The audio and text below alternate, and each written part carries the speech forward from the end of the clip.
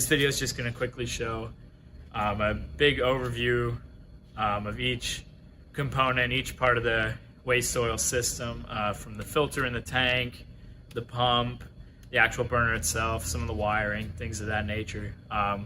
So if you have one and you want to learn more about it, how a lot of the things work, you can watch this video. We'll have either in the description or in the slide bar at the bottom timestamps if you want to go to a specific part, like for the oil pump or anything like that. So let's get into it. So to start, we're here at our oil tank. This is obviously the beginning of all waste oil furnaces. You need oil to burn. We screen our oil multiple times. We get it from the public, but we screen it. You can't really have dirt in it. It'll always have dirt that goes to the bottom. But that's one of the things we're going to talk about is we actually have our feed only about halfway in. Also super thin synthetic oil. Most of these will not burn. Fire Lake, one of our main brands, does burn it pretty well, but you definitely want like diesel trucks, big truck, their oil, a little thicker, blacker, darker. They always get water in it, but basically what you want to have is, to start with the oil tank itself, you can use a tote, a barrel, a tank, whatever.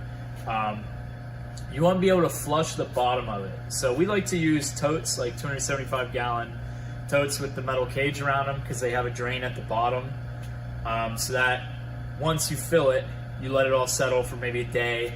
You can put it out in a 5-gallon bucket, all the water, the dirt, all the junk, until you see that it's really pure, clean oil. But here's our setup. We have this big tank here that feeds from a, I think, 3,000 gallon tank outside. You start down in the oil. Obviously you can't see under this. This gold thing here is a check valve. You're always going to want at the bottom a check valve just so your pump doesn't lose prime. And below that, in the oil, we have a filter. No matter how clean you think your oil is, if you screen it 10,000 times, you 100% need to have an oil filter on the suction gauge in the tank. We'll show a picture at the end or in somewhere about what it looks like, the actual filter itself, but it screws directly onto the bottom of the check valve. One other thing to note, on the suction side, before this other filter, you want this pipe to be pretty big. You can use a 3/8 copper line if you want. If you're going to use copper line, we recommend half on this side of the pump, the suction side. You really don't want to starve the pump for oil. That's very bad for it. The other thing with the pump is you want it very close to your oil source. They do not like to pull a long way. They'll send on the pressure side pretty far. Not a big deal how long that is to an extent, but you definitely want your pump really close to your oil source. Then here in line we have this second lens filter. These are all washable filters. You can put in a spin-on filter like you have for a car. Make sure it's for waste oil. Yeah, we have this. You just pop these 4 bolts out, clean it out with brake clean or in a parts cleaner with solvent, and that's that. So you definitely want to have the check valve and the filter in the tank, and then ahead of the pump, another big filter to catch all the massive issues. Here in these ports, as you can see, we have a suction gauge. You want your suction to be right around 0. It'll be negative, obviously, suction, but you do not want to see that getting high. The big reason you want one of these is if you see your suction getting to minus 5, minus 10, you know you're getting clogged in one or both of these filters. So this is a good indicator. If you see it starting to rise, you know that one of these filters needs to be cleaned. So this is a good way to remind you to clean it and help you know when it actually needs to be cleaned. Then we come up from this filter. We have unions everywhere, as you can see, this to bleed. We come up to the pump itself. We'll do the next part on the pump, on how to clean the pump and to take it apart. But basically that's it. You just want to have plenty of oil to the pump on the suction side. You need that check valve on the bottom. And yeah, we'll get into the pump next. So here we're at the pump. A few things you need to know about the pump. Most people do not know these, I believe, 8 bolts come off. Use a 7/16 wrench. Take all 8 off. There's this gasket here, and then there's a strainer inside. The gasket might be 50 cents, 99 cents. You're gonna order this one in particular is a J pump.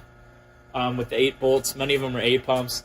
If you just look up on the front of your pump, it'll say the model on it. You look that up, you can order a gasket kit, or a gasket and a strainer kit, whatever. So you take that off, you definitely want to clean that. The other thing, when you have to bleed it, there's right here, it's probably hard to see, there's a little nipple, it's a 3/8 wrench on it. You just crack that sucker open. With Firelake, you can put it at the actual burner, you can put it down to the prime setting, and that'll just run the pump. We have this set up here where we just crack this open, so you don't need any wrenches to bleed it. You can do that if you like, but it shouldn't really need to be bled unless you're working on it or cleaning the filters, so not a big deal. Put your 3/8 there, crack it open so you get steady, solid flow, then you're done. This is 3/8 copper flare right here, just for the high pressure side. Now, as I said, you can see that pipe's way smaller than this pipe. That's because you want as much oil as you can put to the suction side of this pump. And then once you get to the pressure side, where it's pushing, you can go far away. We go probably 30 feet, and it's a smaller line, because that's super high pressure. It'll fill in the gaps. You shouldn't have to bleed the high pressure side. When you run it, you may have to reset it a few times, but it should bleed itself through the nozzle. So here's where our high pressure line comes in from the pump. We also have a high pressure filter on. You wouldn't have to, most places do not, but we like to do that. And we have a regulator in line with a gauge. From here we go to this hydraulic hose. We really wouldn't recommend using hose. We have to swap the slide out. This is our test bench. We swap the slide outs like all the time on here. So we need the ability to take it apart really quickly.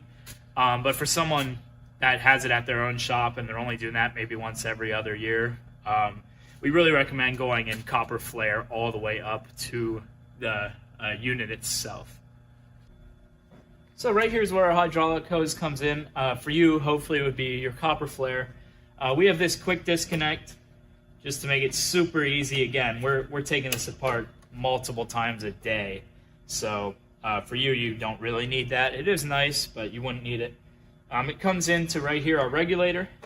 You can take these apart. They have a big spring, diaphragm, some other things in it. You can order a rebuild kit for that if your regulator doesn't seem to be working. You turn it to the left to give less oil. Right gives more oil. And in this front port, you definitely want to have an oil gauge here that works for multiple reasons. First being that if you're troubleshooting or having an issue, you know for sure you're getting oil at least up to this point. Second reason is this slide out here, it's called a slide out because it can slide in and out. It actually heats the oil inside this, and that's one of the main maintenance items on a Firelake or on any waste oil burner, is when this starts to get clogged up, you'll see the pressure start to have to rise higher and higher to get through the blockage. So this will also, similar to the suction gauge, let you know, hey, I might be starting to get a problem in the slide out. Yeah, that's all for up to the regulator. So now we'll go into the slide out where the oil comes in. A few things of note here. I like to unhook it if I'm going to be in here from the power cord. I know you can't see it in the back, but just pull it out a little bit. That way you're not going to get electrocuted. But anyway, the oil comes in here. It's going to be hard to see. It goes into the block. We have another video on how to wire this entire slide out, where all the wires go, what everything does. That can help you with troubleshooting. But basically, it goes into the block, goes in and back through, gets heated by the block heater, which is this one here. It's probably hard to see. I'll pull it out. The block heater is the one that is not screwed in. This is the oil heater, you could say. And you can remember that because the one that does screw in is directly touching the thing it's heating. And we obviously don't want the heater to be covered in oil. So that is the air heater that gets screwed in. This is the block heater. And then you have these two thermostats here. One tells the block heater to come on, and that will pass the power through to everything else. And yeah, these heaters are basically just as safeties and to let the heaters know when to run. You also have, I don't know how well you can see it, the solenoid in here. Those get stuck a lot. You can take a 5/16 wrench to the top. Well, you take the black part off, take a 5/16 wrench, crack it, open it up, blow brake clean or air through there, and that can get unstuck as well. But this isn't a troubleshooting video, just trying to give you guys an overview of how the whole system works. So then, once you get inside, sadly we do not have a swing door, so I can't show you the inside very easily. But once you get inside to the nozzle, then you have your electrodes in there that get hit by the igniter turning on, go to the electrodes and spark right at the nozzle. And then underneath, I'm not sure if you can see, this is where your compressed air comes in down here. Here's the other side, the air side. So we have our air hose coming in here. Again, we have another quick connect just to make it easy for us. You don't have to. On the air side, you can use hose. Copper is always going to be the best, copper with flare, but hose is okay. So anyway, the air comes into here, the main box. And this is a crazy mess, so we'll try to show you visually how it all works. But air comes in right here, and you have this air solenoid here.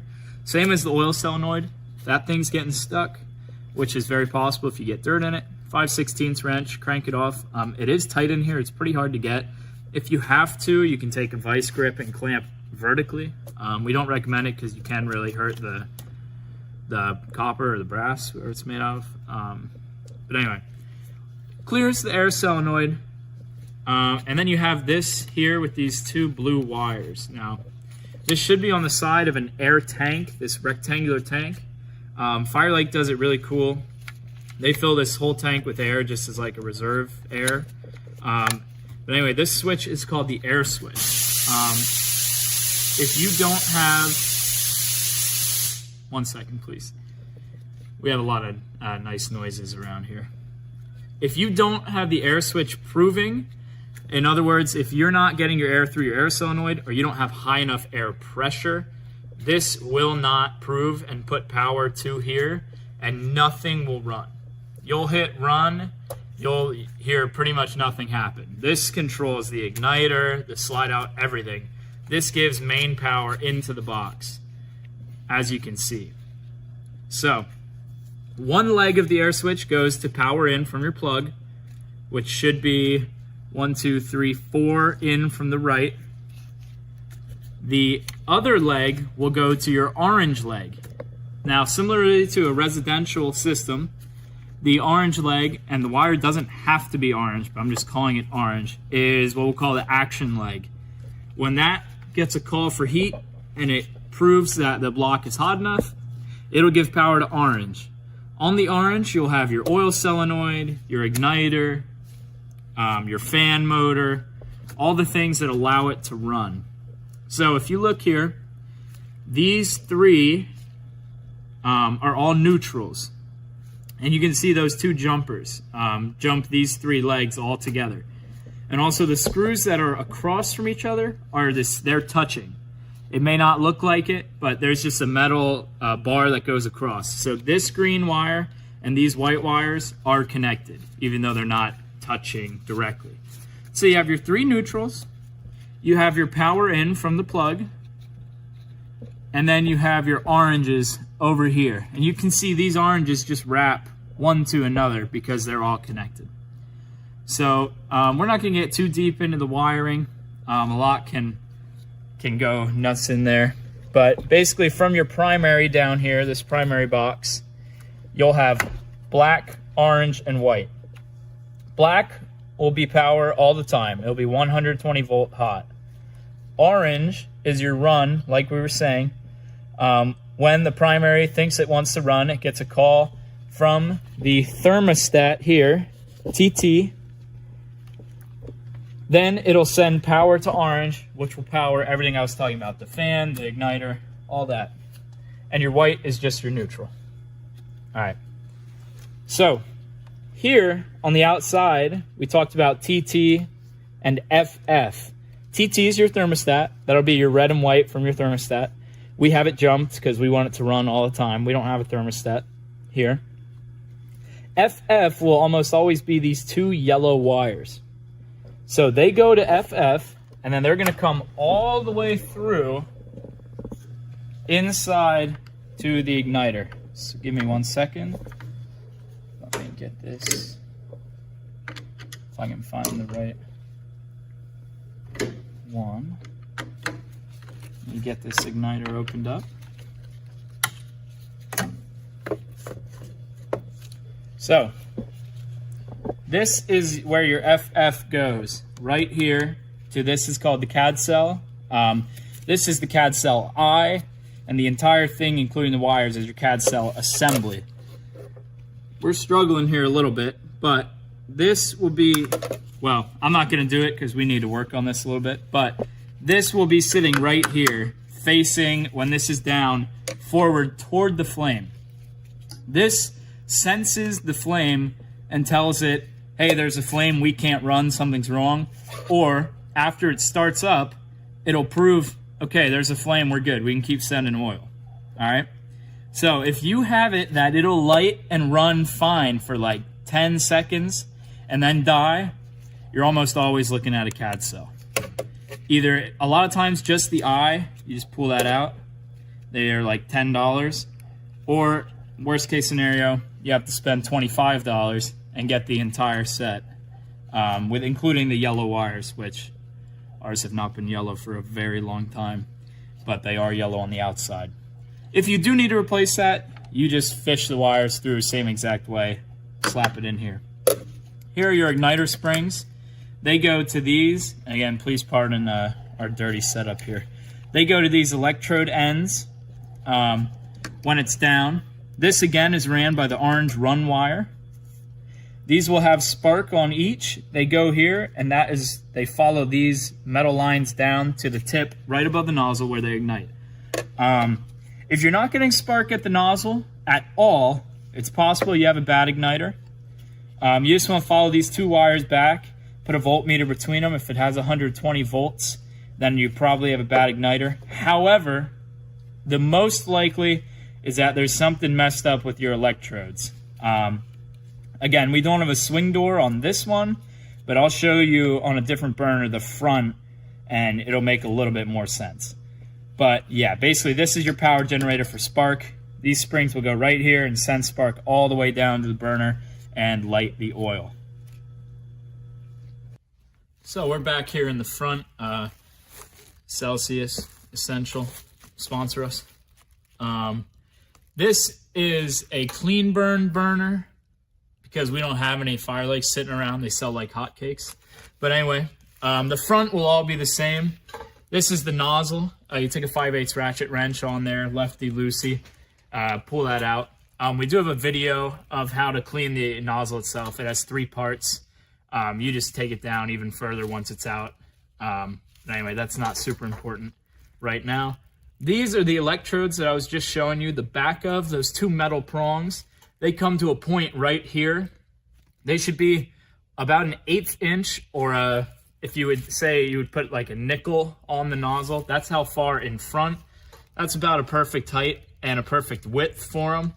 As far as waste load goes, it's not an exact science, but that is about as good as it gets. This round thing here is your retention head. This is extremely important that you keep it clean and keep it, that it's not super bent up. That'll really mess up your flame, and it can also mess up startup as well if that is messed up. The air comes through this tube, and that spins it and forms it how it's supposed to be. Now, if you're looking at where you have oil coming out of the nozzle in a pattern, not just spitting, and you have what you think is great spark out at the end, and you're not lighting, there's a great chance you have bad oil in your system.